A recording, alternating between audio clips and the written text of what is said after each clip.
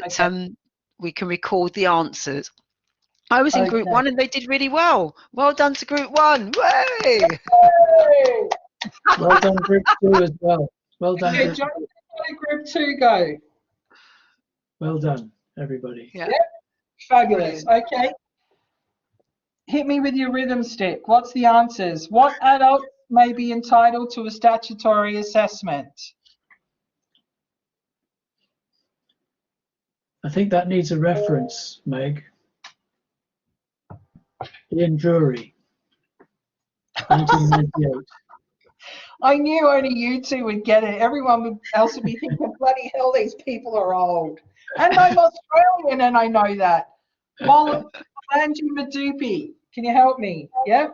Yeah, we've said in our group section 9 and section 9.1 and section 10.1. You get a gold star, smarty pants. Well done. Excellent. Loving it. Fabulous.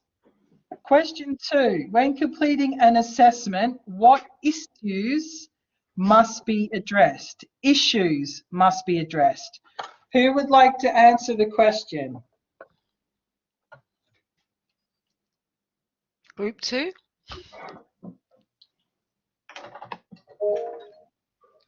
No, let group 2 go, Bologna. Get back. I know you know the answer. Okay, so what issues must be addressed? Who's going to hit me with their rhythm stick? Come on, group 5.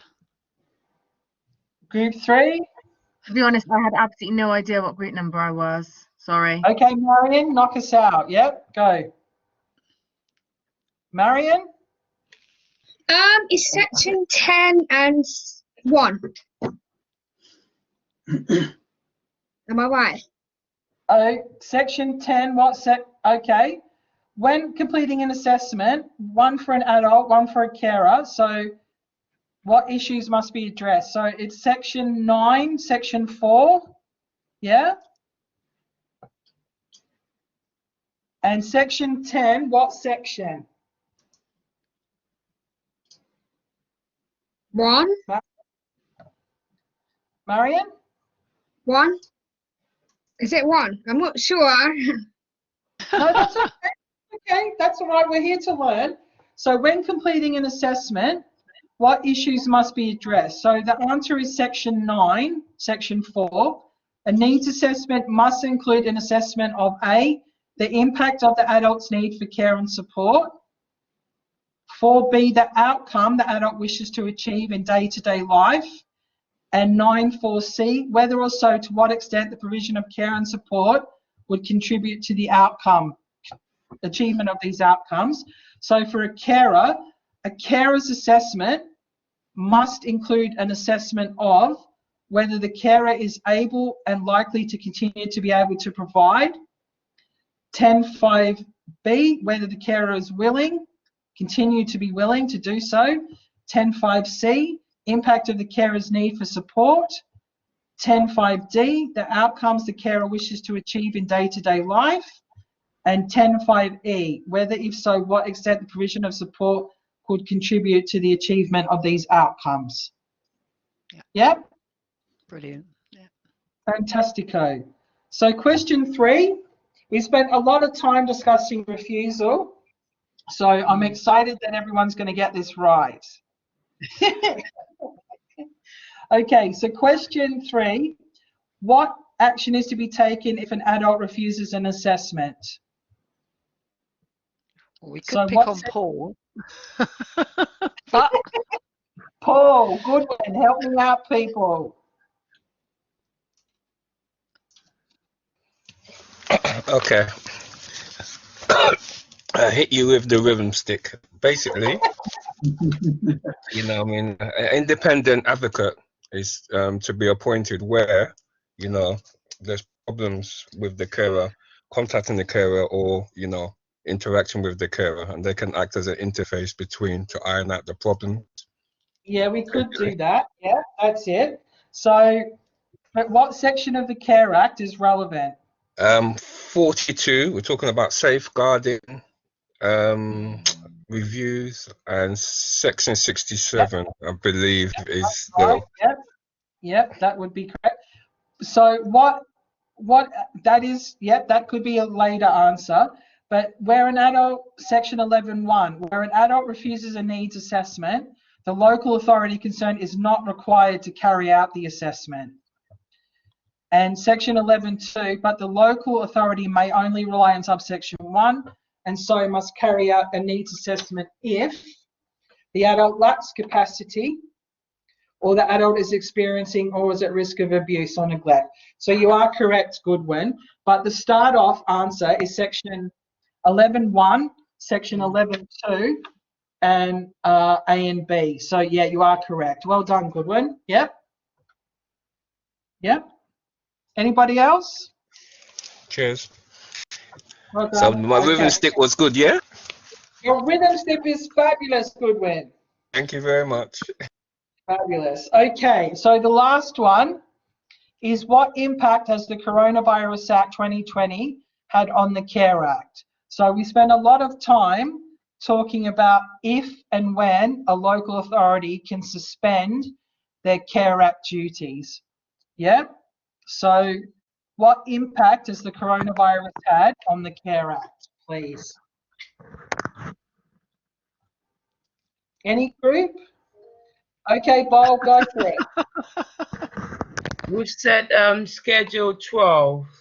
Yes, when, what does that mean though? It means I'm trying to read that. There's an amendment whereby under the CA Care Act 2014, the local authority, God, help me out, someone.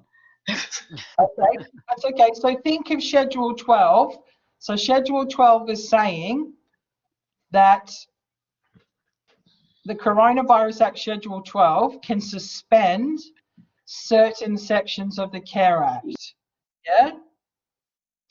But for the local authority to suspend the duty to assess, the duty to provide a written support plan, and the duty to assess eligibility and the duty to complete a financial assessment, what's the context of how a local authority can invoke the easements? What needs to happen with the workforce? What's the context or the criteria?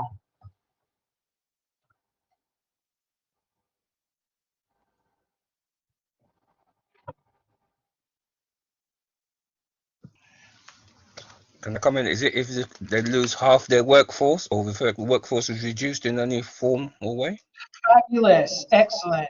The only way a local authority can invoke CARE Act easements in relation to Section 6 of the CARE Easement Guidance, or Section 12 of the Coronavirus Act, severely depleted workforce, massive increase in referrals, and only then can they suspend the CARE Act duties that we've talked about this morning.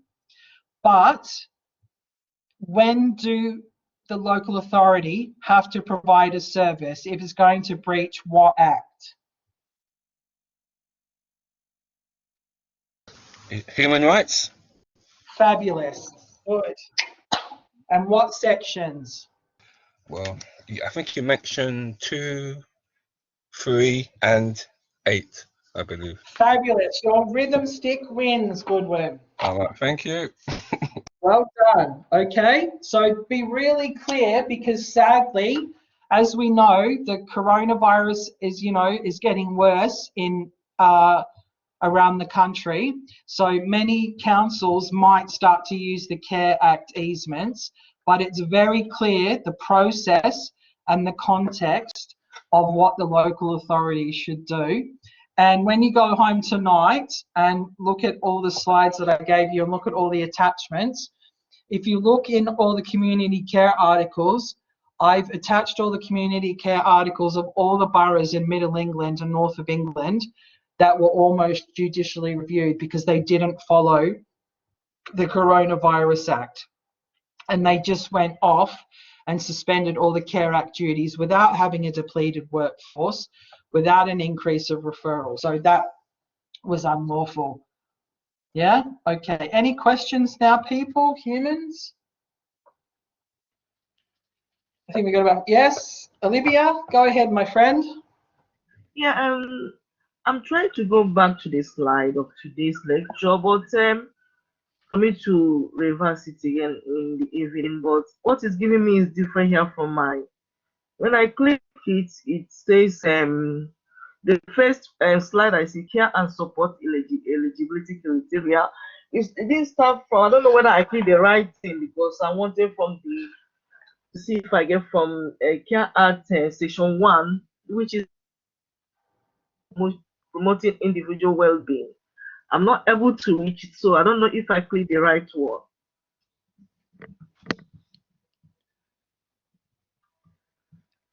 I'm not sure. Are you referring to the slides that are loaded up onto Yeah, Webland?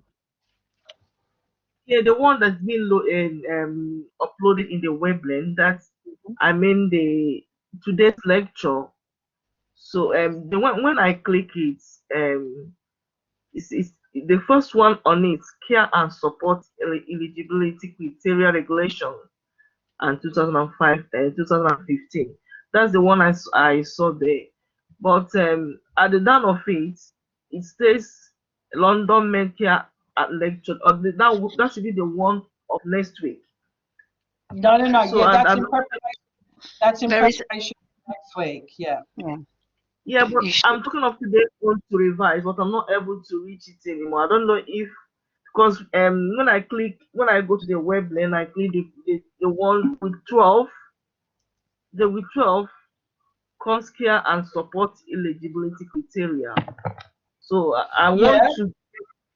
Is it under the section 1, art of promotion and promoting individual well-being? No. The eligibility criteria is under section 13. Yeah. Yeah, Of the but Care Act. I want to get to the from section 1 for me to start from the beginning. The slides are all up there. Is anybody else having access problems with the slides?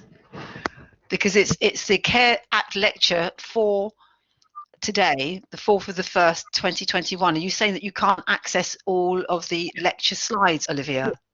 Yeah, well, the one why I saw is the one I clicked. The one is with 12. That's the one I clicked. The 12 Care Acts. When I don't know what you're referring to. No, I've no. uploaded. Okay. Can I just confirm that I have downloaded the slides today for this lecture, so I'm able to view the slides. Okay. Is anyone else? All right. Okay. Yeah. Yeah. Can I just- Schedule 12 Yes. is in relation to the Coronavirus Act. Yeah. Okay. All right. We've almost at the end, people. Last question. Yeah. I'm sorry about I don't know how to advise you on the upload. All I know is what I passed up to London Met, so I'll task that to do. It's Okay, I downloaded. found it. It's Fine, accessed in the usual way that you've always been doing, and the stuff is there to see. It's all there. Okay, Olivia, last question, and then we need to finish, my friend. I found it. Don't worry. Okay, fabulous. Okay, Marion, last question, and then we need to rock and roll. Sorry, this Marion? question might be applied to Catherine at this point, Simon. I'm wondering, do we add reference lists into the term? It's not. I mean, you'll be referencing the law, but are you meaning where you get the work from, the text, where you actually get the answers from? Is that what you're asking? Yeah.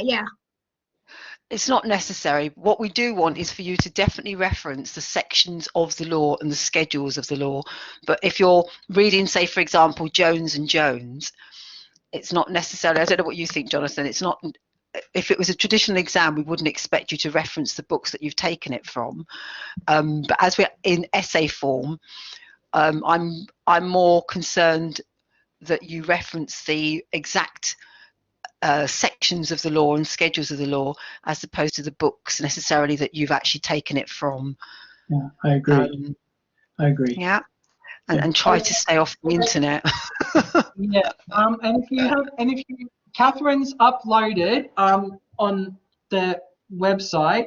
I've attached all the statutory guidance, and there's some wellbeing case law, but there's also some very clear ombudsman challenges from community care articles about various 3 local authorities not assessing people, not providing a written support plan, and delays in assessment. So that shows you that the Coronavirus Act clearly hasn't impacted on all local authorities. So everything that I've referenced is in the lectures to substantiate what I said. So I wish you all well, and please read for next week the Care Act eligibility and the Pan London, because I'm going to spend a lot of time on safeguarding. And it was a pleasure and a treat to spend some time with you this morning. So I wish you well and rock and roll.